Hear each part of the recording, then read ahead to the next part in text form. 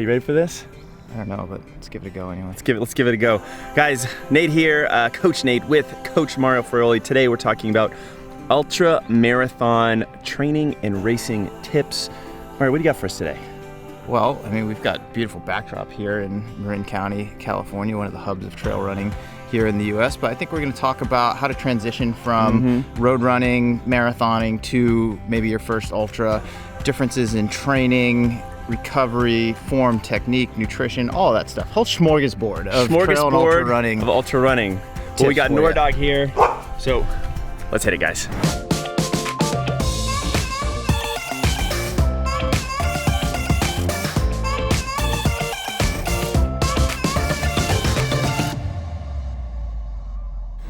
Hey, thanks to UCAN Nutrition for sponsoring today's video. Stick around a little later on to hear a message from us just on how we use UCAN Nutrition and how we think it can help your running too. Nate here behind the camera, can't hold this damn thing in front of me, so I got Mario flying solo in front of here. Mario, we are gonna pick your brain a little bit on a few different questions, and the first one is, what should runners, marathoners, road runners think about when transitioning from the road scene to the ultra scene? Well, the first thing to think about is the fact that you're going to be running for a lot longer. So let's just think about a 50K, right? I mean, that's not a lot longer in terms of mileage from a marathon. It's about 5 miles. So when you think about that objectively, it doesn't seem like a long time. But oftentimes with ultras, most people are getting off the road. That's kind of the appeal, right? Is like, let me get off of the road and this pounding on my body, and I'm going to go explore some new places. And so it's only 5 miles longer, but chances are you're going to be out there for a lot longer. So I think not thinking about it in terms of mileage, but thinking about it in terms of the fact that you're going to be out for a lot longer. So there's a lot more to account for in terms of nutrition, in terms of how you're going to spread yourself out from an energy standpoint, in terms of the terrain that you're going to be running on and what that means for how you're moving. Because oftentimes in a marathon, you're trying to run a certain pace and you're trying to keep things really consistent. You're going out onto an ultra trail marathon course, and there's going to be big hills, there's going to be big downhills, there's going to be some flat sections, so you're going to be moving differently throughout the day at different speeds, and that's something that takes some practice, quite honestly, and doesn't come naturally to a lot of people who are just used to running on the roads. Yeah, that's really great. And sometimes with those ultra races, they're 50K-ish, plus or minus a few miles. So sometimes you're out there a little bit longer. Yeah, exactly. And unlike a marathon, there usually aren't mile markers out there. Usually the way most people are going to break up their race is aid station to aid station. And sometimes those aid stations are 2 miles apart, sometimes they're 3, sometimes they're 5, sometimes they're 10. I think that can be a tough transition for some people who are like, hey, I'm used to getting some feedback, every mile, and you might not get that. You're probably not going to get that in most ultra distance races. You're out there alone, struggling. You mentioned practice earlier. So what are some great ways to start practicing for that ultra? We'll get into some other specific tips later on.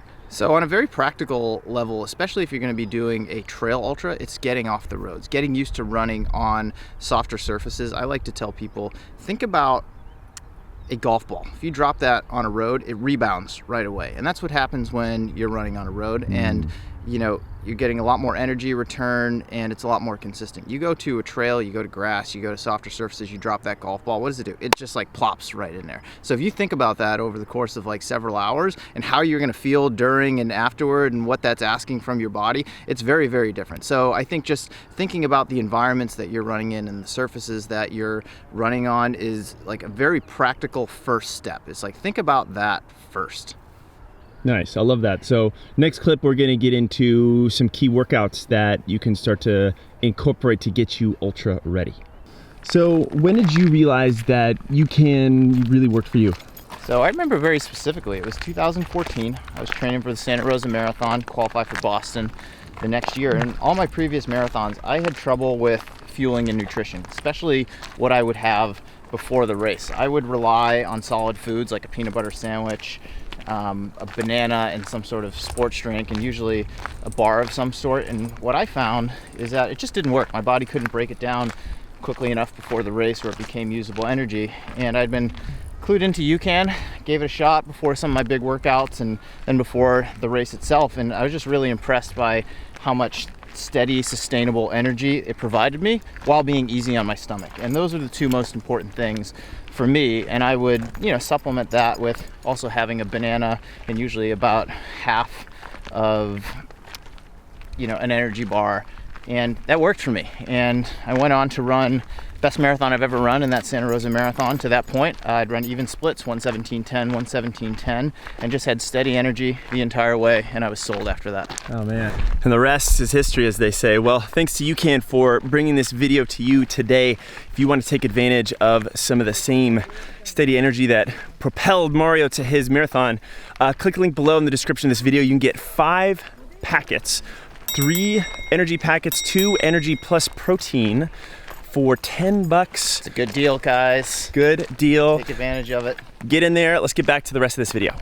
So when runners get into ultra running, are there any ultra specific workouts they should consider to get them ready? Well, a lot of it's going to depend on the course that you're planning on racing, because there's a lot of variety to it. But in general, a lot of ultra distance courses tend to be quite a bit hillier, and hillier is not even the right word than most road marathons, like mountainous in a lot of ways. So getting out onto an incline and doing hill repeats early on in a training cycle, those could be shorter, more intense, and eventually longer, because in a lot of ultra marathons, you can be climbing for 5, 10, 15, 20, 40 an hour, long, and that's not something you ever really deal with in most marathons. So I think getting onto a hill and getting comfortable running up and down, understanding the demand or the toll, I should say, that takes on your body, and conditioning that in training. So really, getting into the hills as much as you can and dealing with the uphill and the downhill. What if I live somewhere where I don't really have access to a lot of trails or hills like we have in this beautiful scenic setting of Marin County? Well, there are a number of things that you can do. Find a short hill, and even if it's only 30 seconds long, a minute long, it gets boring, but you could go up and down that quite a bit. Also, just getting into the gym, becoming a stronger, more well-rounded, more resilient athlete is going to help you in an ultra distance race, because the intensity of it isn't quite as high or as consistent as a marathon. Like, you've got to be sturdy, you've got to be durable. You can take care of that on a hill for sure, and that's the most specific way to do it, but you can get into the gym as well and just make yourself a more durable, well-rounded athlete. Yeah. So should every run be a super hilly run, or how often should we be hitting some of those hills during the week? You've got to have good variety. So I think if you are training for a hilly ultra marathon, you should be getting on the hills as often as you can. And maybe that's 2 or 3 specific workouts a week, but even just doing your longer runs on terrain that has a lot of variety to it, that's going to force you to, not only run uphill, but practice hiking uphill. That is a big thing in ultras that you don't deal with in a road marathon, is having to hike. Learning how to run downhill efficiently so that you're not completely wrecking your legs and inhibiting your ability to run for other sections of the race. Yeah, the hiking is an interesting one, because with a lot of road runners, the idea of deliberately walking your race might seem like I've failed in my strategy. Whereas in ultra, depending on how you start, you actually might start by hiking. Almost every road runner that I've encountered, myself included, when I got into ultras, was resistant to hiking. You don't want to do it. I think it's a pride thing for many road runners. They don't want to hike. They're like, no, I am a good runner. I don't need to hike. I'm not going to have to do it. Let me tell you, people, learn how to hike. It's not as easy as walking. It's purposeful power hiking. And if you can learn how to do that, oftentimes you can move faster than people who are trying to run the same hill. And I can almost guarantee you that you're going to be doing so more efficiently. Well, this is a great segue into our next clip, where we're going to talk about pacing. So we just went up this big monster climb here, and it just got me thinking about pacing for an ultra and how that is different from, say, just regular road racing. Well, it's really messy, if we're being honest. I mean, in a regular road race, even on a hilly course, most of your splits are going to be within a few seconds of one another, especially if you're running a steady, even effort the entire way. In an ultra, going up a hill like this, I mean, this mile might take me like 18 minutes to get up the mile, whereas I could be running down this or on a flatter section and I could easily run like an 8-minute mile. So no mile is created equally in an ultra, more so than in a marathon. So you've got to learn to gauge your effort, and effort is the key word there, accordingly, because pace isn't going to matter much. So you've really got to learn, and this takes time, how to internalize how you're feeling and what your effort is at any point during a workout, during a long run, and during a race. Because the key to racing successfully at an ultramarathon is going to be spreading yourself out well over the entire distance, and that's not necessarily going to be tied to the pace that you're running on your watch. It's just learning how to gauge your effort accordingly.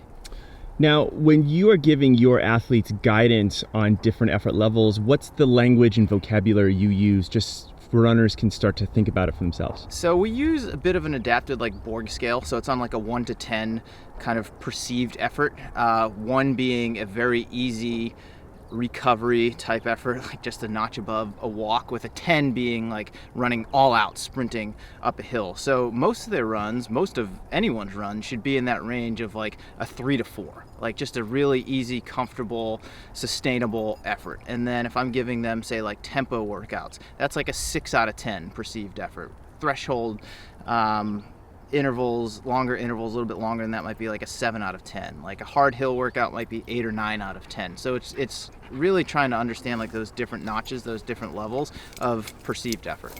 And then when you start, say, that 50K, what effort, out of 10 should you be targeting, especially in the beginning? Probably about a 3 or 4, especially if it's your first one, like just starting on a really conservative side. And as the race goes on, as things get harder, that perception of effort is going to get a lot higher. So by the end of the race, you're probably going to be at an 8 or 9 out of 10, even if you're moving just as well and just as quickly as you were early on. But that effort early on should be really comfortable and sustainable and feel like something that you can maintain for a long time. Really? Just to maintain that same speed? Yeah. Well, not even speed. It's maintaining that effort. The same effort. That's right. It's maintaining that effort. So a key to ultramarathon racing, whether you're an elite at the front of the field or this is your first one and you're going to be kind of middle or back of the pack, if you're going to be successful, it's not about speed. It's not about picking it up towards the end. It's about slowing down the least. It's not who goes the fastest, but who slows down the least. Yeah. You've just got to sustain the entire way. All right. Well, you've inspired me, Mario. Got to get back into those ultras. Let's get back up this hill. Let's do it. Nora, sit. Sit. Nora, shake. Oh, good job, girl. Tomorrow up in... Mario's got some good stuff for us. Excited to do it. Thanks for having me. Yeah. Should be a lot of fun. I know. Beautiful day out here. I had a little like awkward pause in there in the middle, but Yeah, it'll work. All right. I didn't mean to turn this on yet. So we'll turn this off. Yeah, we'll do that. All right, one video down. One down. Boom. Time to go. All right. Time to go. Thank you so much for tuning in. Hope you took a lot away from this video. Thanks to UCAN for bringing it to you. Reminder, they have a great deal going on right now. You can get 5 packets for $10. That's 3 of their performance energy packets. 2 of them have protein in it. Highly recommend. Check it out at the link below. Click down below. And of course, if you like this video, guys, hit that like button. Hit that little thumbs up. Any comments or questions from Mario or myself, drop those down below too. And subscribe to our channel, guys. We have new videos coming out each and every week. We want you to see them, including more with this guy right here. Now, my arm's tired from holding this camera, so I'm gonna turn this thing off, and I'll see you guys in the next video.